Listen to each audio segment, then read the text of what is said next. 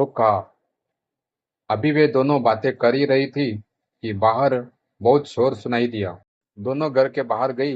नंदिनी ने देखा कि एक लड़की भाग रही थी और कुछ बच्चे उसके पीछे भाग रहे थे। नंदिनी ने उस बच्चों को डांट लगाई और उसे अपने साथ घर ले आई। अंदर आते ही वह लड़की बेहोश हो गई। नंदिनी ने उसके चेहरे पर पानी के छींटे मारे। होश में आने पर वह नंदिनी से लिपट कर रोने लगी। नंदिनी ने लड़की से उसका नाम पूछा, लेकिन वह चुप रही। फिर वह जोर जोर से चिल्लाने लगी और नंदिनी से ऐसे लिपट गई जैसे उसे कुछ याद आ गया हो। नंदिनी ने उसे आराम से बिठाया और उसे खाने को दिया, तो वह फटाफट 5-6 रोटियां खा गई, जैसे ही बहुत दिनों से भूखी हो। कौन हो तुम? पड़ोसन रागिनी ने उस लड़की से पूछा, तो वह चुप रही। कई बार पूछने पर वह बोली, रेवा रेवा रेवा रेवा। नंदिनी, पता नहीं यह कहाँ से आई है, अब इसे यहाँ से जाने को कह दे। रागिनी ने नंदिनी को सलाह दी। कैसी बातें कर रही हो भाभी, कुछ देर आराम कर ले, फिर जाने को कह दूंगी। नंदिनी बोली, देख, मैं कह रही हूँ कि ऐसे लोगों से दूरी रहना चाहिए।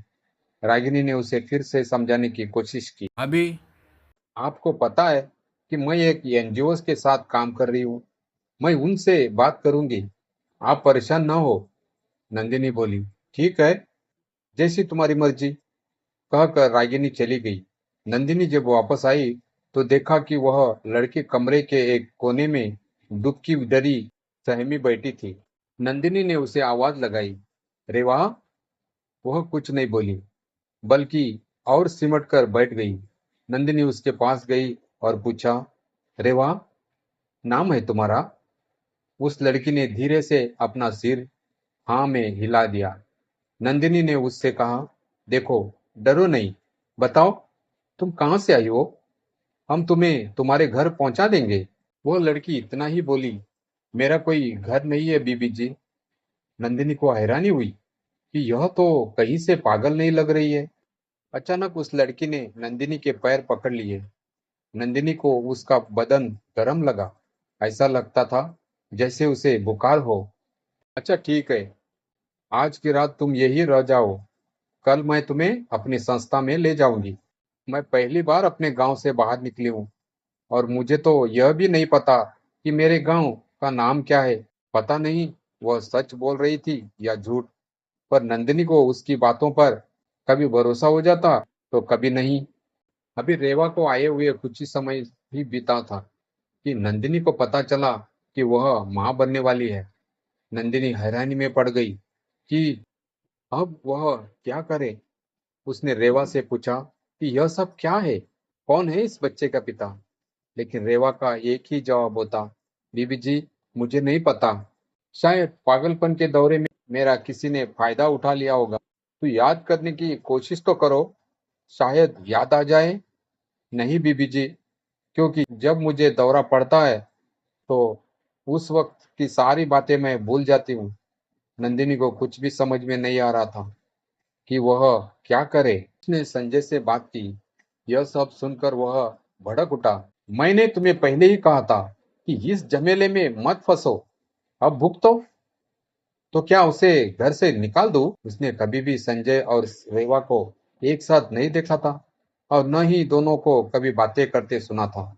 तो फिर कब? नंदिनी को लगा कि कमरे की दीवारें चीख चीख कर कह रही है, नंदिनी, पगली वह नहीं, तू थी जो अपने पति और एक अनजान लड़की पर भरोसा कर बैठी। पगली पगली पगली। नंदिनी अब दुविधा में थी।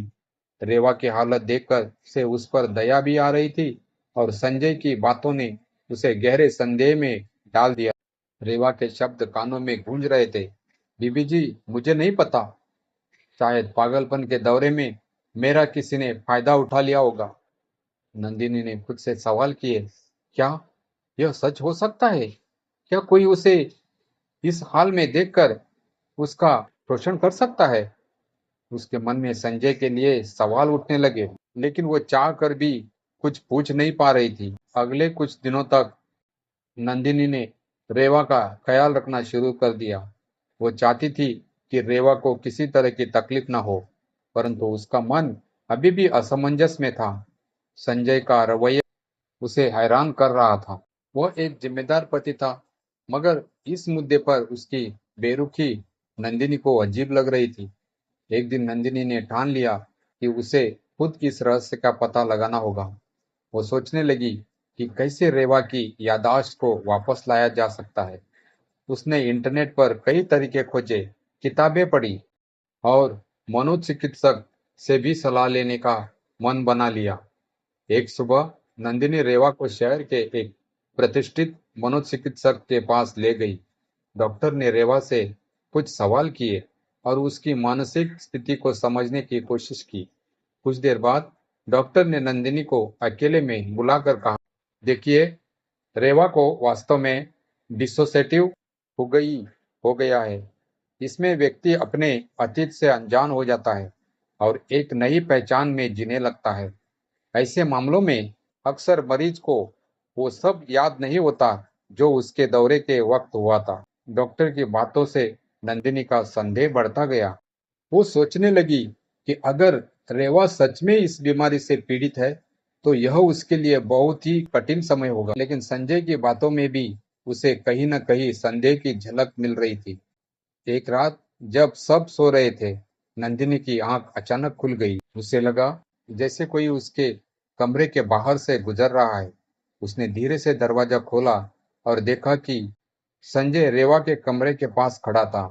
वो कुछ देर तक वही खड़ा रहा, जैसे किसी सोच में डूबा हो, फिर वापस अपने कमरे में चला गया।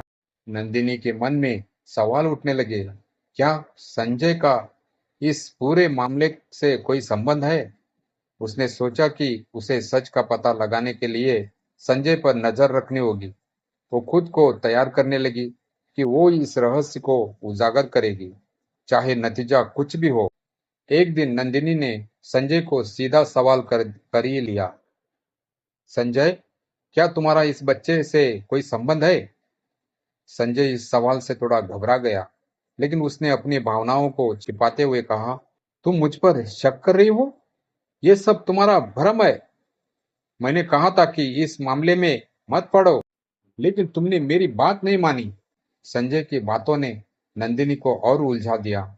उसने देखा कि संजय की आंखों में एक असमंजस और कुछ छिपाने का भाव था, जो उसे अब तक समझ नहीं आया। कई दिनों की छानबीन और संजय पर नजर रखने के बाद नंदिनी को धीरे धीरे सब समझ में आने लगा।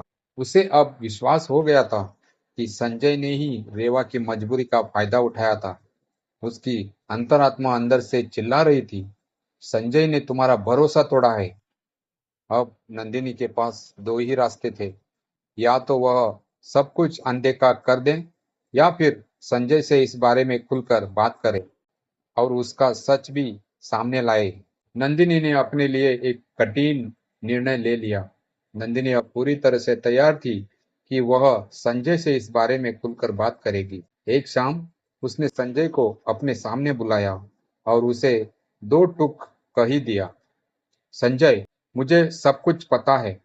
तुम्हारे और रेवा के बीच जो भी हुआ वो मुझसे अब छिपा नहीं है। मैंने तुम्हारी सारी हरकतें देखी।